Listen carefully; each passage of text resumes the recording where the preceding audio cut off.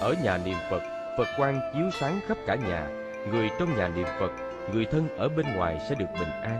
Người còn sống niệm Phật, người qua đời sẽ được siêu độ. Trưởng bối, người lớn thường niệm Phật, con cháu được che chở. Cho nên công đức niệm Phật bất khả tư nghị, huyền diệu không thể nghĩ bàn.